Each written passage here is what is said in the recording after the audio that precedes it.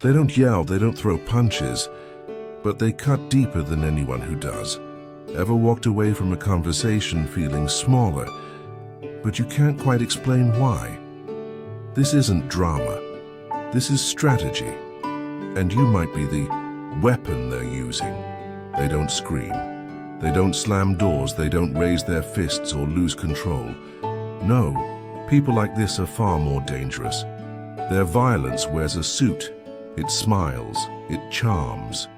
And while they're laughing, they're cutting you open. Not physically, but emotionally, psychologically. They humiliate you with a grin. They joke while slicing through your reputation. They'll call it honesty, even kindness. But when you walk away, you don't just feel embarrassed, you feel hollowed out. A little less yourself, a little more broken. This isn't about the occasional rude comment or a moment of bad judgment. No, this is calculated, intentional. It's the work of someone who doesn't want to just bruise your ego. They want to break you, slowly, quietly, permanently. And the worst part? They don't even need to lift a finger. You become the weapon. Your silence, your shame, your confusion. They only need to humiliate you just enough. And soon, you're finishing the job on their behalf. Stoic philosophy doesn't sugarcoat this kind of cruelty. It calls it what it is, evil dressed as elegance. And it warns us, never admire people who harm with charm, because charm without conscience is still cruelty in disguise. In this video, we're cutting through the facade. These are 6 chilling signs that someone in your life isn't just hurting you, they're erasing you, bit by bit. If that feels uncomfortably familiar, don't click away, don't scroll past, like, subscribe and drop a comment if you've seen the signs, because clarity is survival, and survival starts right here. Sign 1. They laugh when you're bleeding. Picture this. You're sitting across from someone you thought you could trust, a friend you've known for years, maybe even a partner. You finally decide to open up. Your health issues, financial stress, or that creeping sense of failure that's been quietly eating you alive. You're not looking for pity, just a little presence, honesty, some warmth. The words come slowly, because saying them out loud costs something. Then, as you lift your eyes, you see it, a smirk, subtle, just one corner of the mouth curling up like it's harmless. But behind that look, you feel it, pleasure, the kind that says, I'm glad. It's you, not me. That's where humiliation begins. Not in a scream, but in a smile. Not in violence, but in the silence that follows your pain. Then comes the joke. Something they can shrug off as just teasing. But it's not teasing. It's a power play. It's control dressed up as comedy. Some people only feel strong when they're standing on someone else's wounds. Take Raymond, a 63-year-old electrician. He lost his pension overnight after a decades-long company scandal. Everything he had built for his future gone. He sat down with a longtime neighbor over coffee to process the devastation. Instead of sympathy, the neighbor chuckled, said something about how Raymond should have known better, that he was too trusting.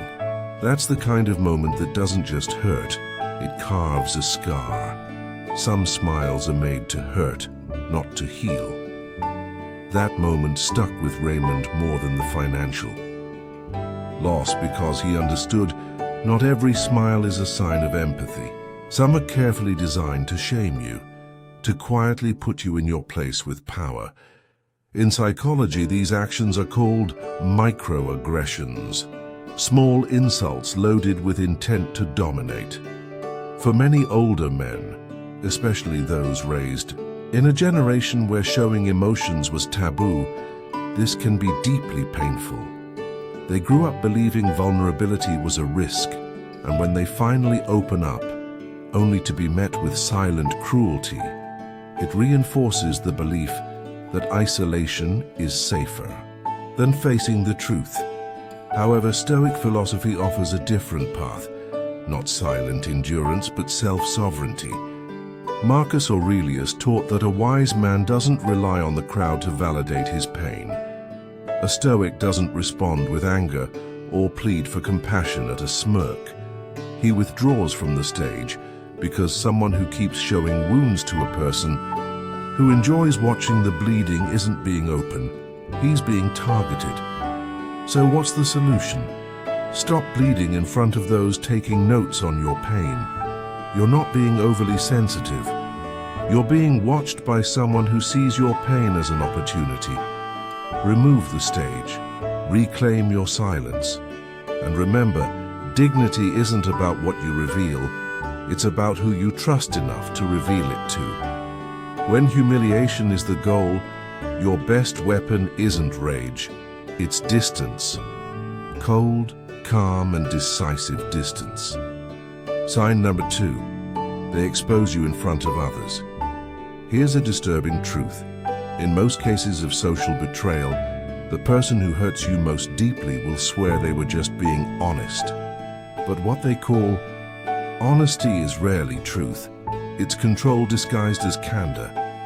And when they expose your private moments to an audience you never agreed to, they aren't confessing. They're weaponizing your trust. This is how it began for Gerald, a 66-year-old former Navy medic. He had shared a deeply personal struggle with his wife during a tough winter, recurring nightmares from his service, something he hadn't spoken about for years. That conversation was meant only for her ears, not for anyone else. Yet a few weeks later, during a casual dinner with her co-workers, she recounted the story, not cruelly or mockingly, but casually, as if it were trivial. She even laughed when describing him waking up shouting, brushing it off like a quirky memory. The room chuckled along. Gerald smiled faintly, but inside, something crumbled. It wasn't just embarrassment. It was exposure. A sacred part of him had been dragged into the open without his knowledge. This kind of behavior is insidious. It doesn't always come from enemies. Often it's from those closest to you, people who know exactly which part of you is fragile. When they share those fragments publicly, especially under the mask of humor or honesty, it's no accident. It's a quiet form of domination, a way to lower your status in a room without raising their voice. And the worst part? If you react, you seem sensitive. If you stay silent, they look charming. It's a trap engineered to keep you small. Modern psychology calls this relational aggression, a non-physical form of abuse designed to erode your identity through social sabotage. And for older men, it's particularly devastating. Continuing from the previous story about how others publicly hurt you under the guise of honesty, let's dive deeper into a more painful aspect. The stripping of your dignity right in front of others. Why is this so serious? Because age brings with it an expectation of dignity, a sacred thing that when taken away, especially by someone you once trusted, leaves a wound that is not just temporary. It corrodes you day by day and lingers long after. However, Stoic philosophy does not encourage revenge, but instead calls for setting clear boundaries. A Stoic does not argue with those who seek to destroy their reputation, nor do they justify or explain betrayal. They simply cut off access, refusing to let that person continue to interfere in their life. Marcus Aurelius reminds us to act with integrity, regardless of what others say. But that does not mean you must allow others to humiliate you in the name of openness. Your truth, your pain, your past, these are sacred, and in the wrong hands, they become dangerous weapons. So next time someone jokes about something, sacred to you, disguises betrayal as honesty, or shares your story without your permission, don't brush it off. Recognize it for what it truly is, a strategic move designed to isolate and control you. And remember, when someone turns your vulnerability into a performance, the wisest move is to leave the stage. Sign number 3. They rewrite your story. There is a subtle form of attack that leaves no visible scars, only a growing cloud of suspicion that follows you everywhere. It starts when someone close to you begins rewriting your story piece by piece. They don't outright lie, but do something far more effective. They bend, twist your words just enough to change their meaning. They recall things you said in confidence but retell them out of context. Suddenly, you become the aggressor in a conversation you barely remember. You're labeled distant, arrogant, unstable, not because you are, but because the version they created needs to be. What makes this so dangerous is the precision. These people don't rant, they insinuate. They're not messy, they are deliberate. They weave just enough truth into their narrative to make their distortions believable. That's the trap that ensnares others. That's why you become isolated. You begin to notice how people treat you differently, but you don't know what was said or to whom. You find yourself defending things you never did, explaining things no one should have questioned. This isn't gossip, it's erosion. And it's done with a smile, because while you struggle to clear the air, they've already poisoned the well. Psychologically, this is known as narrative framing, a manipulation tactic that distorts how others perceive you without ever confronting you directly. It's not loud. It doesn't need to be. Its power lies in repetition, suggestion, and plausible deniability. For a man who prides himself on integrity, this kind of quiet sabotage can feel maddening because you're not losing a fight. You're being edited out of your own story. But this is where Stoic discipline becomes your shield. A Stoic doesn't chase rumors. He doesn't fuel every fire lit behind his back. He knows the truth doesn't need to shout. It just needs to remain. Marcus Aurelius reminds us to focus on what we can control: our actions, our values, our behavior. If someone has taken it upon themselves to cast you as the villain, let your life contradict their script. Let the consistency of your character reveal the instability of their lies. Because the more they try to distort your image, the more obvious it becomes to the wise that the image they've painted is a projection of their own resentment, not a reflection of your reality. Don't panic. Don't chase. Just stand firm and let time do what gossip never can. Reveal the truth. Continuing from the previous part about how people silently erase your dignity, let's explore a more subtle kind of violence, being ignored without words, yet deeply damaging. You can overlook insults, but you must never allow the erosion of your dignity. Epictetus said this: "There is a slow kind of violence that doesn't bruise your skin or shout across the room, but hollows you out in ways that screaming never could." You speak, yet your words fall into silence. You raise a concern, only to be met with a sigh, a glance at a phone, or worse, mockery disguised as wit. Over time, you begin to notice a pattern, not of conflict, but of dismissal. No one argues with you anymore. They simply erase your presence quietly. They no longer listen because in their minds you have already been labeled unworthy of being heard. What you say, what you feel, what you know, none of it matters now. They interrupt you, talk over you, roll their eyes, or walk away mid-sentence. You don't get the decency of disagreement, only condescension. They don't want to fight with you, they treat you as if you've already lost. And that's the cruel part. When someone stops respecting your mind, They aren't just dismissing your opinions. They are stripping away your dignity. It's not that they dislike what you say. It's that they no longer believe you deserve a voice.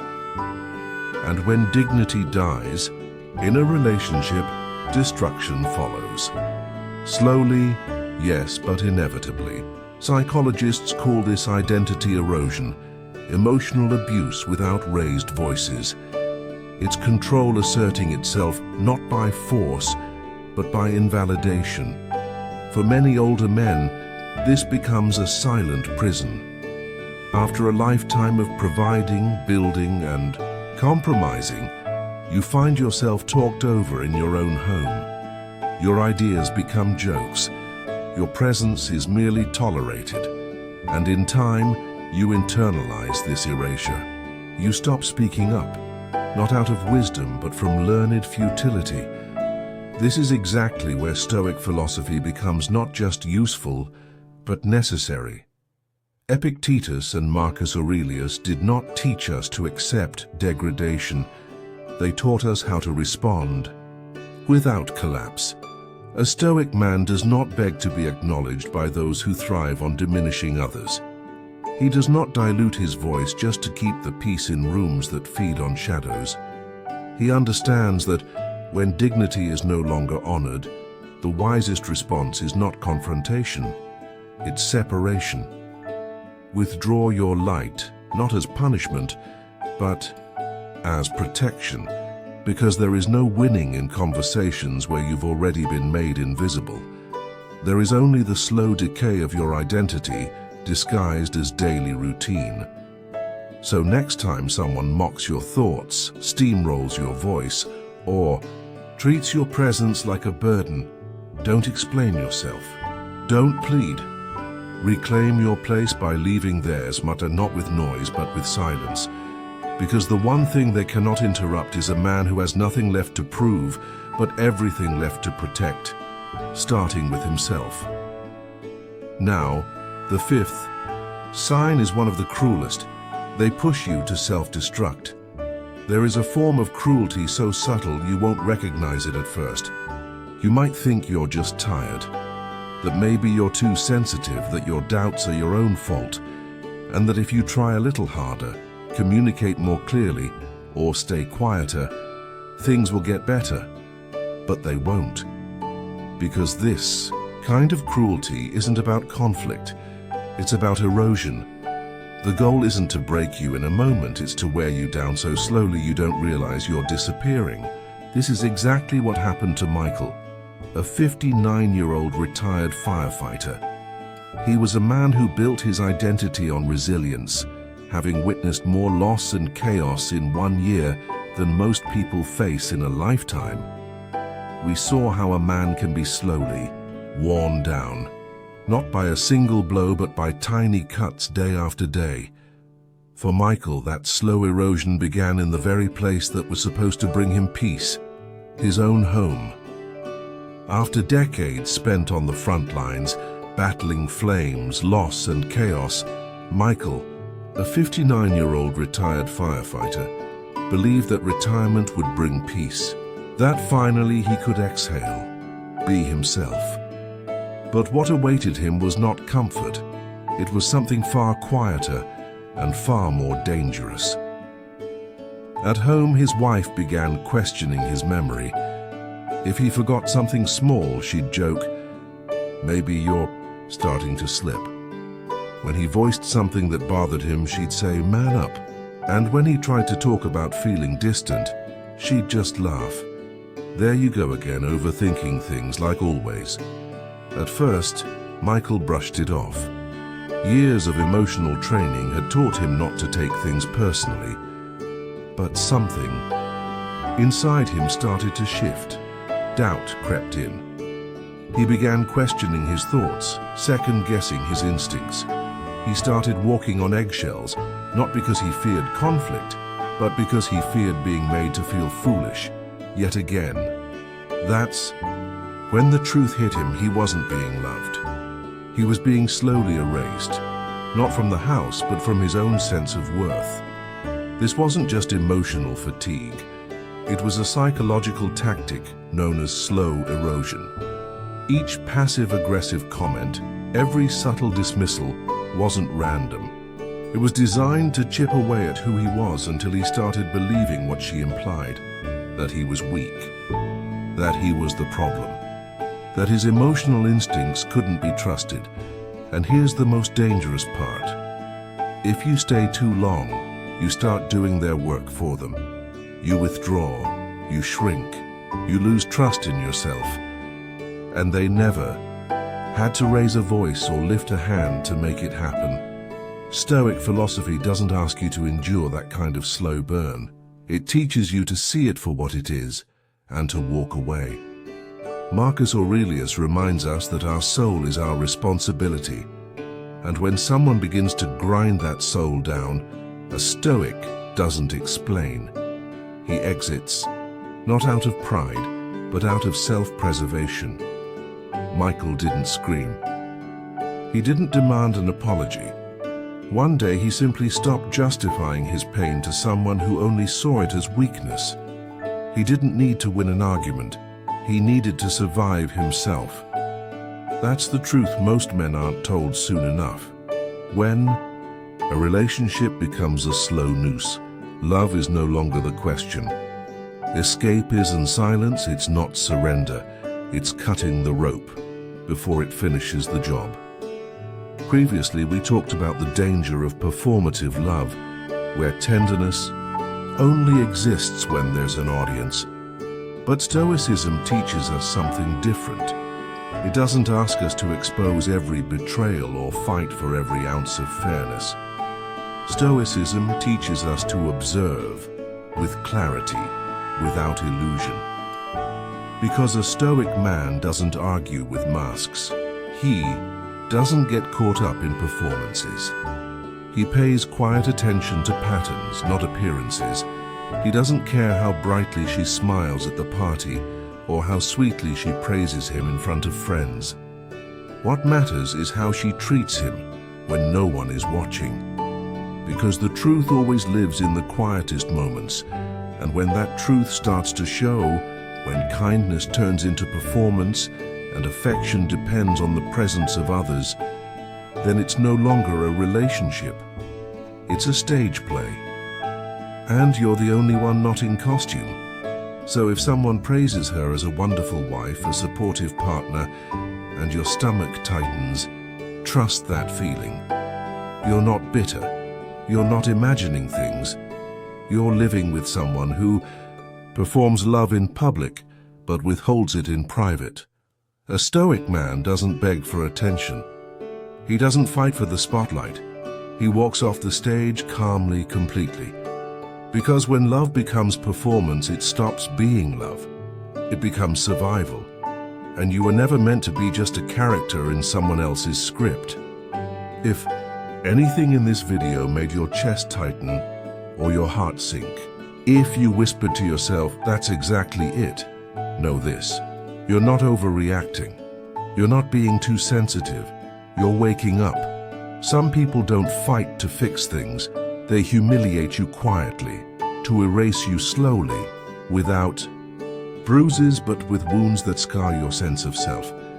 They don't need to raise their voice. They just chip away at you until one day you begin doing their work for them, shrinking, doubting, apologizing for simply being who you are. That isn't love. It's psychological execution with a smile. Marcus Aurelius once said, "You have power over your mind, not outside events. But when you allow someone's cruelty to shape your self-worth, you're handing them the keys to your soul. Take them back, not with rage, but with silence, stillness, and distance. You don't need to destroy them, you just need to stop letting them reach you. And if this struck something deep inside you, don't scroll away in silence. Like, comment, subscribe. Let this be the moment you say, I see it now. Because the moment you stop shrinking for their comfort is the moment you start surviving on your terms. And that survival, my friend, is a story worth telling, starting now.